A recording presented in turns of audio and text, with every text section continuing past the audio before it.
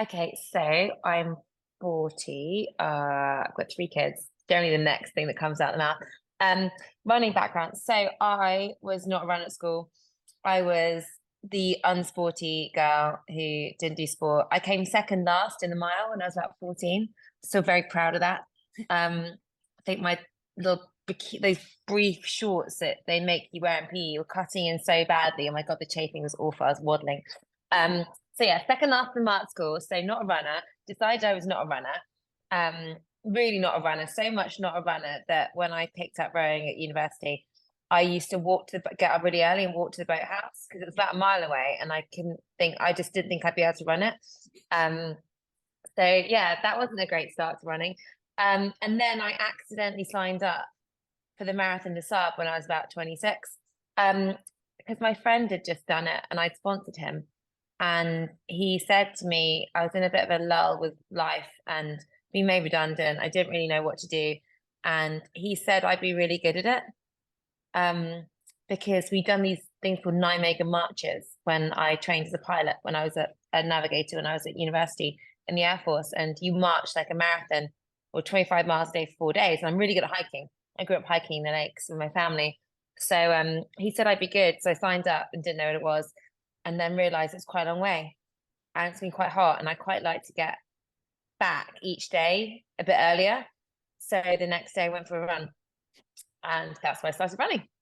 Um, so I went from zero to ultra. I did my first ultra a few months later. Pilgrims Challenge? No, it wasn't Pilgrims. It was Druids Challenge, like 90 miles over 3 days or something. And then did Marathon des Sables next year. So 9 months from when I signed up, and hadn't run a mile.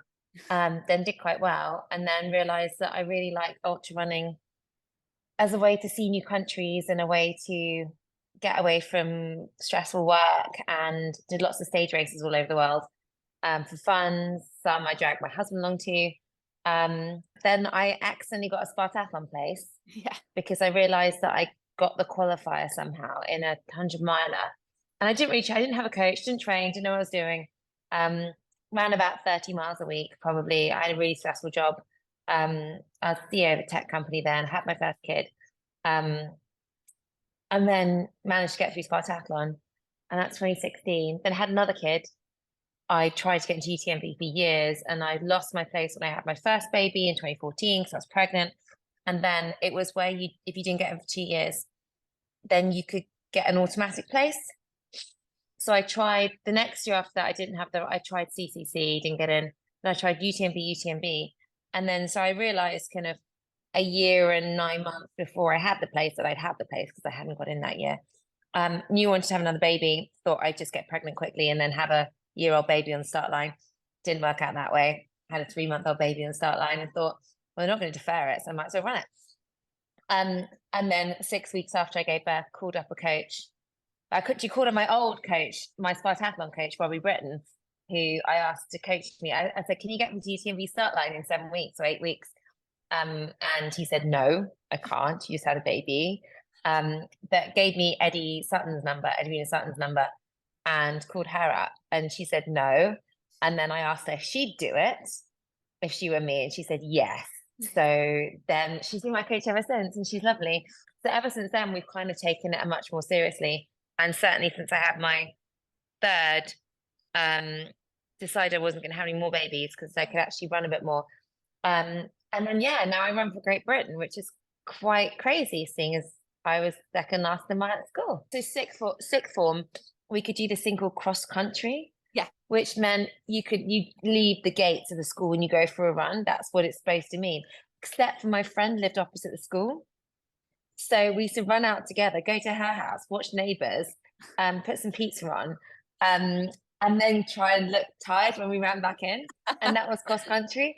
And I'm a trustee of women in sport, and we do all this insight work we just released our primary girls research as to what happens to girls so young at sport. And at age 5, we're being held back at age 5. And then you go through, and then you add on puberty on top, and our body's changing and not understanding that and feeling uncomfortable. No wonder girls don't want to play sport. Whereas if we had much better support around it, we could get so many. And I wish I'd found running earlier or found any way to exercise, because that would have helped me so much in life. But I just lost these lost decades of Yeah. not being active. I'm really angry about it in a way. Mm. I guess that's why I kind of work that with women in sport, that other girls don't miss out on it. But Yeah. my 2-year-old daughter will have a hockey stick in her hand at 3. Because her brothers do, and she really wants to play hockey because they play hockey, and she Oh, picks up badminton rackets, and she wants to play sport because she sees her brothers doing it, and yeah. we will be all over. What draws you to, so you've already mentioned them, I put the UTMB, the Marathon des Sables, and the Spartathlon. What draws you to these impressive challenges over just going for a 5K? I think it's really difficult. I think especially as a mum to just go for a 5K sometimes. Mm. And I think a lot of the challenges, so I love the challenges. I love the and it's weird because I did it before I was a mum, but I think it's become more important since then to, I mean, I set a good example for the boys to show that you can challenge yourself, and because they don't really understand kind of career and work. They do understand, mum just did this, mum just qualified for GB. Um, Setting something that's just me, and it's not work, and it's not being a mum, and that stretches your body. It gives you so much back in life and gives you so much more strength through everything else you do. But increasingly, it's having that challenge makes me find the time to exercise and put that time aside for me. I think it's really difficult to just go and make time when there's no reason for it. I think if you don't have kids or you don't have a stressful job, then maybe that's easier. But for me, that's never going to happen. And it's part of, it's a carefully kind of logistics that are put together that I get to train and do everything. So, um, yeah, I think, and I enjoy pushing myself, and I enjoy the harder training sometimes. But yeah, they're quite iconic, and you just do the journey through it. And I think often it's, for me, the event itself is just the end of it. It's actually kind of everything that's gone along the journey and the progression that's maybe more important than finishing the event itself. What is the difference between kind of the UTMB and the Spartathlon in comparison to one of these 24-hour races? Do you have to train differently, or kind of is it the same sort of mindset that you bring into both races? It's been completely different. I mean, UTMB, I was just trying to finish. Actually, I wasn't even trying to finish UTMB. I Mm. was trying to do 10K, Mm. um, and just experience it. So I think UTMB is unique because I had a 3-month-old baby that was breastfeeding, kind of exclusively until like a few days before. I was like, emergency, I need to work out if the baby can take any formula, because if my supply dries up, I can't risk racing and that happening if my baby comes first all the time. So um for UTMB, if I was doing UTMB now, there'd be obviously a lot more hiking, a lot more elevation, different kind of strength work, certainly on the pole usage, on the quads. So my next big race is actually Eiger, which Mm. is in July, which is 101K, so shorter than UTMB, but about 7,000 meters of elevation. So my training will change for that. But um, Spartathlon's much more similar to the 24-hour. Mhm. Um, because it's road. It's got a time pressure, but that when I did it back then, I only ran 30, I think I ran 37 miles a week on average for 6 months before. So I don't think it's the training volume. I think there's a difference between finishing and doing well. Mm. So UTMB has a 46.5 hour cutoff. I walked pretty much the whole thing. My pelvis wasn't fully back together, so I couldn't run downhills. And I spent ages pumping and feeding and trying to eat so I could keep my supply up. And I finished in, I think, like halfway down the list of the starters. Mhm. So it shows you it's really easy to finish UTMB if you just keep putting one foot in front of the other. Spartathlon's tighter because it's 36 hours. So you have to run quite a lot of it. So, and I got a massive injury about 138 miles in and had to limp in. But the 24 hours mentally, just a bit different Mm. because you're in one place and it's all about the pace you're going, and that you're not getting somewhere. And the faster, I think the thing is, like, the faster you go, you're not going to finish any quicker. Um, I think that's definitely there towards the end. It's like I could just slow down, and like it's still going to take this long to finish. find that quite hard. I find that quite hard in the last few hours. Um, but in another way, everything's really optimized for you. So you can run your furthest distance because you've got someone crewing you probably at the side of the track, handing you stuff, anything you want. You've got the toilets right there. You know exactly what pace you're running. You know exactly where everyone else is in the field because it's on a board that you can see. So mentally, it's much tougher, but the right conditions are there to do, I guess, really big numbers, which is what's quite exciting about really pushing yourself and to kind of the extremes to what you can cover in that period of time. So it's a really garbled answer. They're just really different races, but Yeah. it's all about, it's the same kind of fitness. Yeah. And I guess the 24-hour track is quite nice. You can't really fall over. And you can't fall off the side of a mountain. And there's people watching you, so maybe it's a bit safer. So the European and World Championships are normally on a loop 1 to 1.6K, just because there's so many athletes. Yeah. And that was a really difficult race. I didn't have a great race. My stomach was awful. I didn't control my temperature. So that was the first time I wore a GB shirt and took a lot. I mean, it was the first time I'd done the 24 hours. So I qualified accidentally for GB in the first place. Yeah. Because I wanted to go back to Spartathlon. And you can get an automatic qualification for Spartathlon if you run a qualifying time 25% quicker. There's always a ballot. So this time last year, I did a track, my first ever full 24-hour track race. I'd done 100 miles before. And then I got a call the week after saying, do you realize you have a GB qualifying distance? And I said, no, I don't realize that, but how cool is that? Yeah. And then went along to Verona and then had my first kind of experience of the loop and actually trying to get a better distance and then took all the learnings from that into my training, knowing that to qualify for the World Championships this year, I would have to run again because there's so many amazing female athletes out there with better distances. And then, yes, that was, I think, that was September. And then I knew I had kind of 7 months to train for this race, which was on an athletics track in Crawley. So ultra glamorous. Bit different. It was quite fun. Verona. So when you look at Sorokin's world record that he set there, he can absolutely run much further than that because it was not an easy course to run on. So that was my first takeaway. It was like, oh my gosh, you can actually run further than that. So the best distance is you're always going to get a better distance on a track. And so, yeah, this is Crawley Athletics track, which is really nice to look at. But Crawley Town were playing at some point in the afternoon. It was quite fun because you could hear all the goals. Right. And someone then was then checking their phone to say like who scored and what the score is. It was quite an exciting match apparently. So you could hear that. So that was the background noise for a couple of hours in the afternoon. Amazing. So what sort of headspace were you in when you kind of started it? Did you think, was this kind of, I'm going to do this and I'm going to qualify? And, was it a really determined mindset? It was very, very planned and determined, but with zero pressure. Yeah. And I think I wrote an Instagram post on it because I'd been out on holiday the 2 weeks before, so really different training build up. And we've been at Club La Santa, so I've been staying on an athletics track.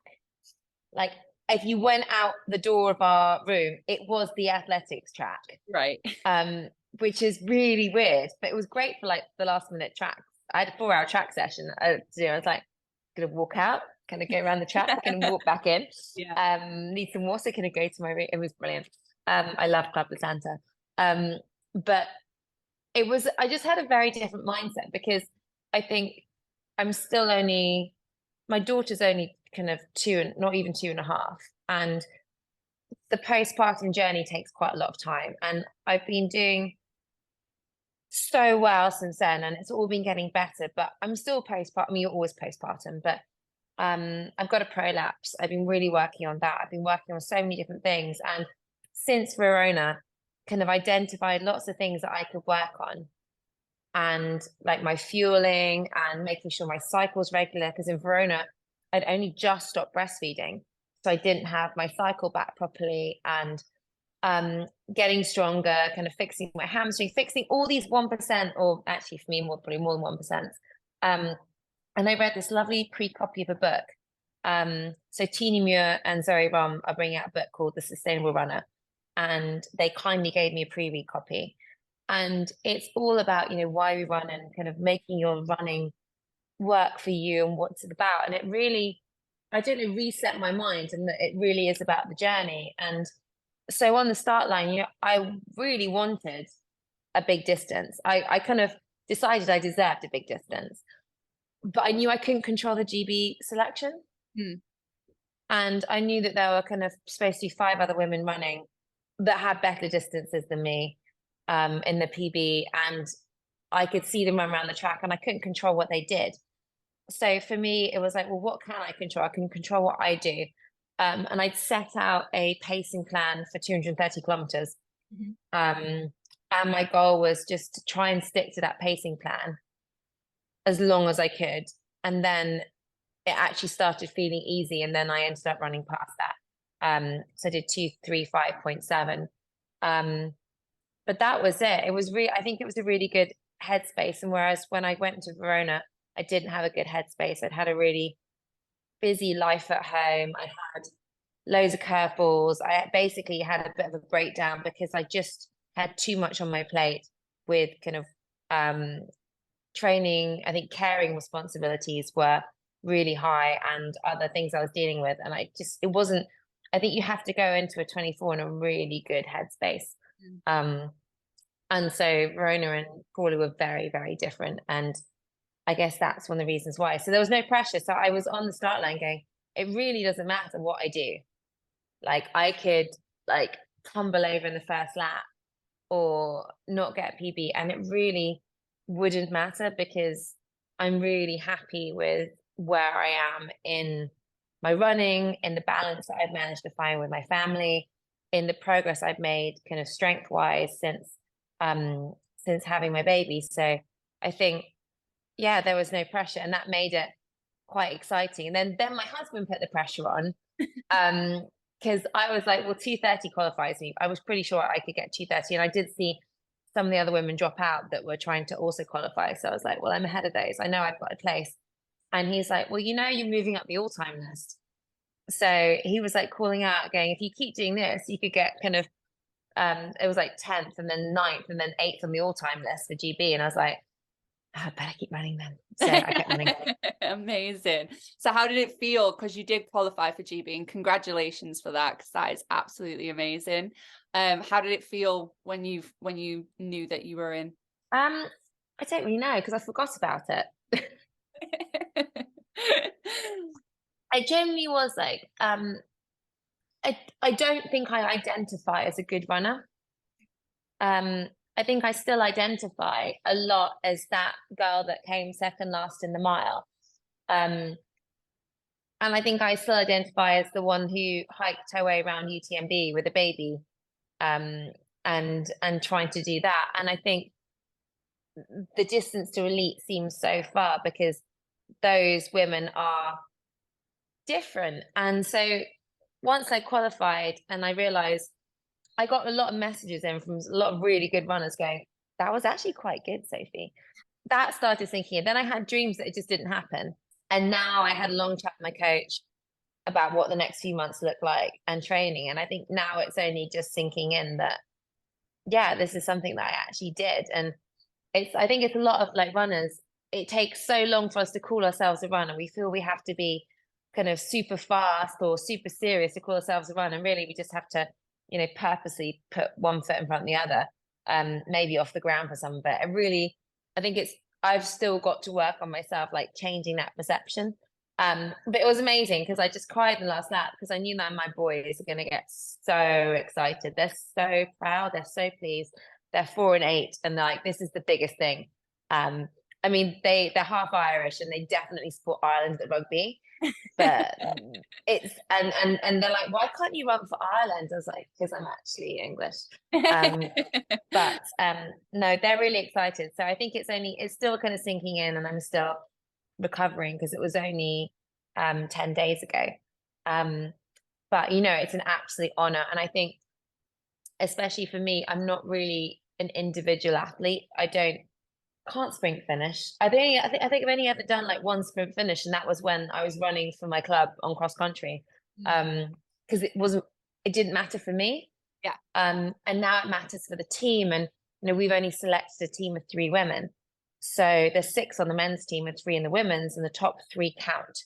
So all 3 of us have to perform really well to have a chance of a team medal. And I think that alone will really spur me on in kind of in Taiwan, because I've got to do it for someone else. So in a way I'm hoping to perform kind of even better with that kind of motivation. So Robbie Britton's on the team as well. I saw that. That's I absolutely. know. So I bet it's really lovely to kind of have your old coach there with you as well. It is. I mean, he's so supportive in the whole setup. And really supports. I think he coaches half the runners on the team, to be honest. Yeah, I saw that. But he's been brilliant, and he's also been I guess with kind of what I do with She Races, he's always been a massive supporter of female athletes, and knowing things are different for us, and coaches some incredible female athletes. So it's great to have him there, and he's so open with his knowledge and his experience, and is so supportive. So no, it's great. It's a really lovely, supportive team. Dan Lawson, he's just brilliant. Damien Carr, I shared laps with at Crawley. The other girls on the team, kind of Sam Armand, I've never met, but I've admired her from afar for ages. And Jem was on the team with me in Verona. So it's just a really nice setup to have, and some brilliant runners, and hopefully be a few kind of crew in the management are great. So it's it's going to be a different experience than I've had from Verona, which was just really stressful for me. Speaking of She Races, UTMB have just done their new pregnancy kind of thing. How did that? Were you kind of really excited when they'd put that forward? Have you been under the radar with that, trying to make that happen? It's 5 years ago, and I guess that's when I started almost 5 years ago. That's when I started campaigning, because I realized I was suddenly thrust into the spotlight I didn't expect with this platform to talk about it. And I'm absolutely passionate about making sure women get back to whatever kind of athlete they want to be after a baby. I think, it doesn't happen enough. It should be our right to do that. And it's so brilliant for not only for us, but for our children as well, that we show them we can do that. So it was difficult for a few years, because it was just no after no. And I think straight after UTMB, quite a lot of races changed their policies very quickly. I think Western States put one in place quickly after. And a lot of race directors, we just didn't realize. We'd never thought about pregnant women, because we're mostly male. And a lot of them assumed that women would contact them and ask. And women weren't even asking, because often as women, unless it's kind of in the rules that you can have it, you just assume you're going to get a no, and you don't do it. And understanding for them that's one of the big differences between a lot of men and women. And then so I founded She Races. Well, so then London Marathon was the first kind of public where I wanted to change the rules, because they made absolutely no sense, and weren't supportive for women. And then London Marathon, after quite a lot of pressure, changed their rules, and actually have come back now with some really inclusive policies, and they've kind of gone back and thought about it properly and come out with something really, really good. And there's also hair grips in the loos, because that's actually also really quite handy. So they really thought about it, and kind of bins for period products and free period products, and really gone out and thought about what it means to be a female athlete running the races. And then I worked with Chicago on their policy. So then UTMB I've been in contact with them when we got the first pregnancy policy out, and then it didn't quite work. It was you've got to defer it, but it didn't work in practice. And so I went back to them. And then we managed to get Ironman. So a friend of mine, Victoria Evans, worked with Ironman on their policy, and used me about the Ironman group. But really, we've been working with them, and also Pro Trail Runners Association. So Pro Trail Runners Association,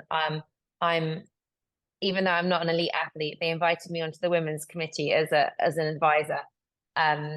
If only I could run downhill as well as they could. It's amazing. So these are incredible women in this group. So you've got kind of kind of Esther and Caitlin and Camille and co in this group, which is it's crazy. But they worked from the elite side. I worked from the non-elite side on what the policy should be. And UTMB, they listened really well.